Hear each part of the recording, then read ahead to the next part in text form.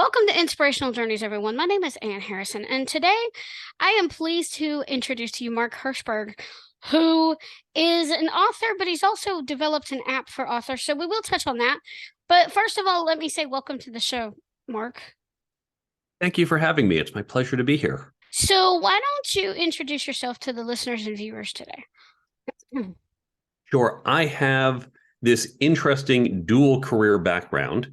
I came out of MIT back in the 90s and started a career doing software development.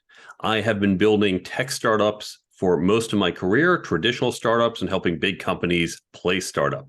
So I am a tech guy on one side, but on the other side, we created a program at MIT after I graduated where we recognized there were a bunch of skills people keep saying everyone should have, but no one's teaching.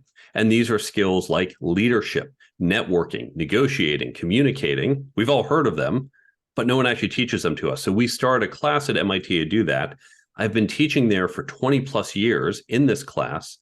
And then a few years ago, I said, it's not just our students who need this. So let me put out a book, not aimed at students, not aimed at engineers, but the general population.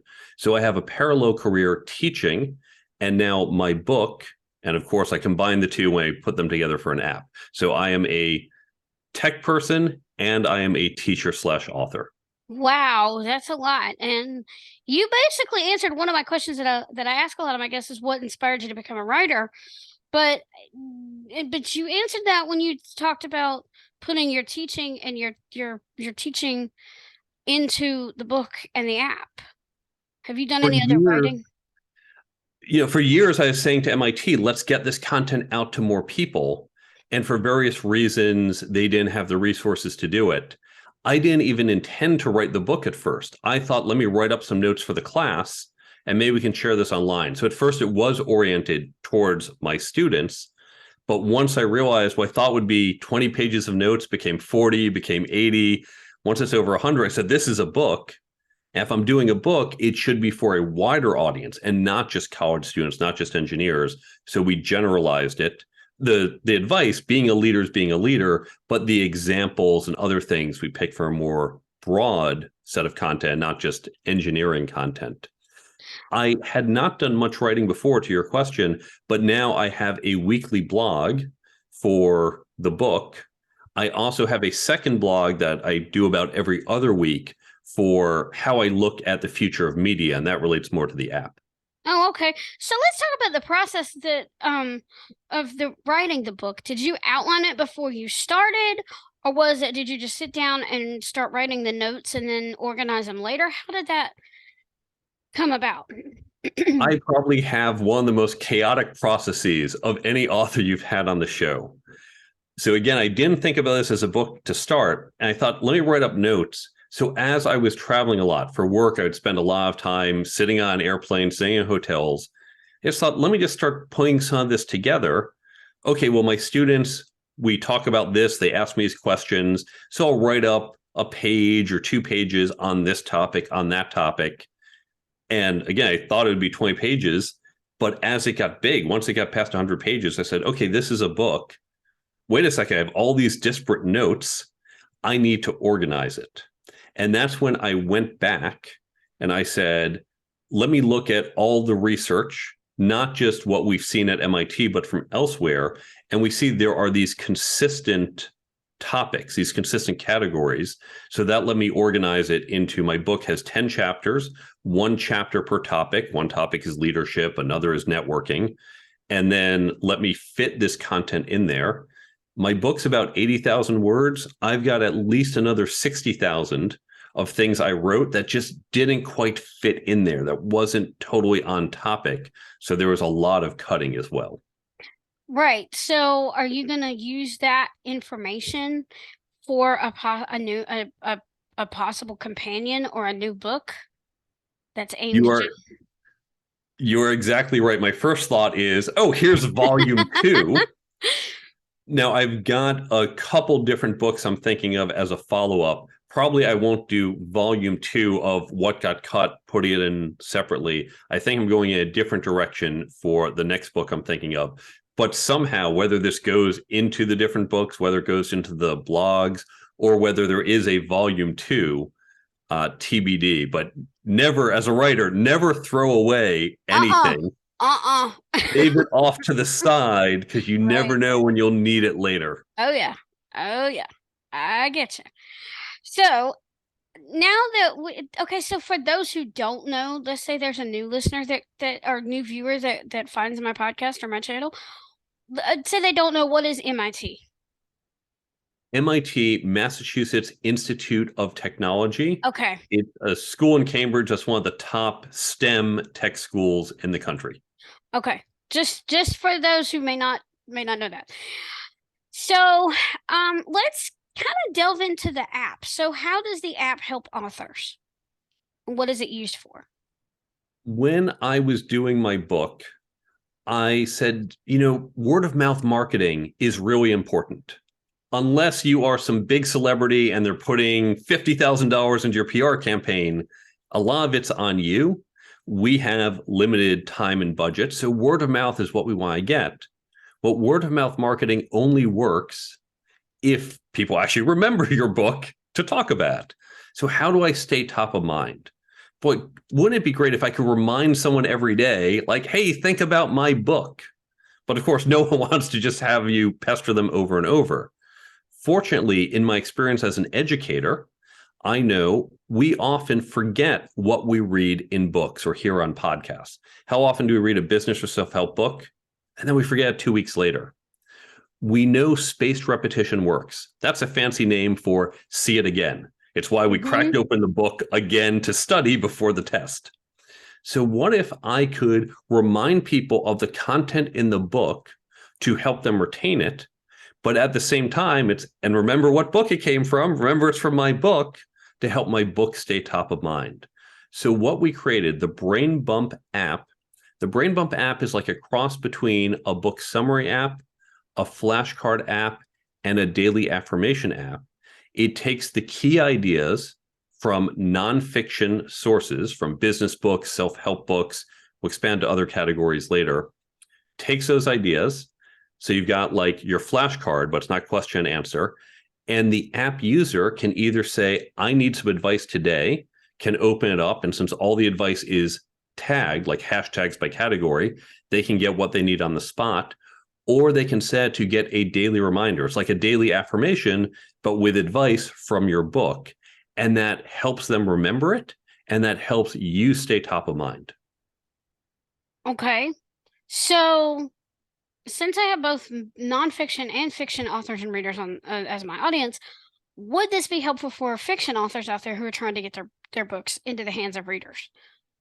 This app doesn't work for fiction, but Okay. let's talk more generally about what fiction writers should think about. What the app represents is a new type of engagement with content. So when we think about nonfiction, really it comes from the fact that where you read information isn't where you need information. So my book, I have a chapter on networking. You're probably going to read that sitting at home on your couch, but you need it in a different context. You need it a month later when you're at some event. So you want to get that information in a contextually relevant way, not just in the linear way of going through your book. For fiction, it's not about, I need this information right now. I don't have to know at this moment, what is Frodo Baggins doing? But when we look at fiction, people like to engage in fiction also in a nonlinear way. Now, the way we've all experienced, when we grew up, we had stories we liked, and we probably had some type of action figures or dolls or something, and we'd create our own adventures. We'd have them go and do what we wanted, or we'd dress up like characters for Halloween, or we would go and see a site that the book is written about. We like to experience things outside the pages, outside that linear experience of reading. So if you are a fiction writer, what you want to think about in the future is ways that you can take this world you created and allow your audience to engage with them outside of just reading your pages. Like doing character interviews or sharing the research that you've done behind the book, for example? Those are two great examples. And it could come in lots of different ways. Obviously, most of us can't go out to Mattel and say, make action figures for a story. You just don't get the Right. volume. Yeah. Although with 3D printing, this might become more common.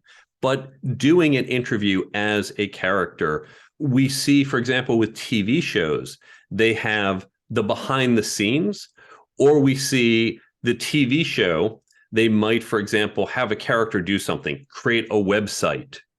Oh, it's a real website you can engage with. When you think about Seinfeld, when Um, Kramer created his coffee table book, you can actually go and buy the coffee table book. Because it feels, oh, that's cute, that's funny, that helps me connect to that world, which I enjoy doing.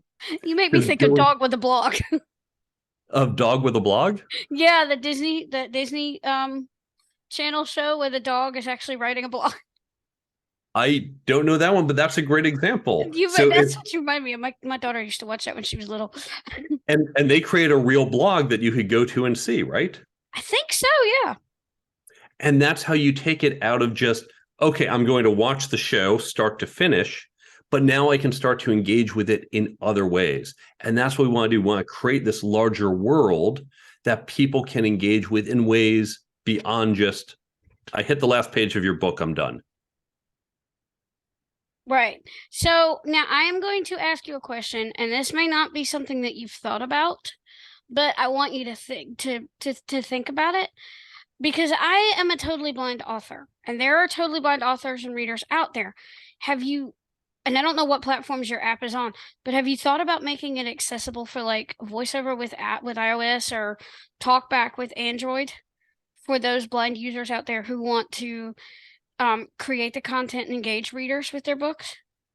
It is on a roadmap. Now, currently, I believe that the built-in functionality that it can read the page will be able to read the tip. However, it's not a great experience because as it reads the page with the tip, there's other information on the page that is probably excessive, isn't what you were looking for. And so we will in the future need to say, when you want to get this tip, it just gives you the tip and not the menu items, for example, on the page, not the other stuff that's not as relevant. And we have that on our roadmap. Now, we just launched the app a couple months ago. We're very early. We're a small team. So we have not yet done that. But one of my best friends in high school is legally blind. And so I've always grown up, and my brother is an audiologist. So I've always grown up, or sorry, my brother-in-law is an audiologist. My brother is an ASL, American Sign Language interpreter. I've always grown up thinking about different types of access and recognizing that my means of engaging with the world isn't the only way to do it. So I do hope to include that. Thank you, because that would be such a huge thing if you can do that. That way other people can access it, not just the sighted authors, and because there may be another author who writes nonfiction who has a disability who wants that access. And I commend you for that. So, do you have a takeaway that you would like the listeners and viewers to walk away with today? I would say when you think about creating your book, think about going beyond the pages. Think about how people can continue to engage with your work, whether it's the information you provide if you're a nonfiction writer, or engage with your characters and your world if you are a fiction writer, how you can take that beyond the page and let your audience continue to engage with your creation. I love that. So, where can people find you online? I've got two websites you can look at. The first, if you're interested in how do I think non-linearly about this content, you can go to Cognosco Media, COGNOSCO media.com. And there you can learn, actually, it's three websites. So Cognosco Media about nonlinear. There you can learn about the Brain Bump app. And you can see the app directly. It's linked from that website at brainbumpapp.com. Everything is completely free. If you go to that site, it can also direct you to the store. So brainbumpapp.com.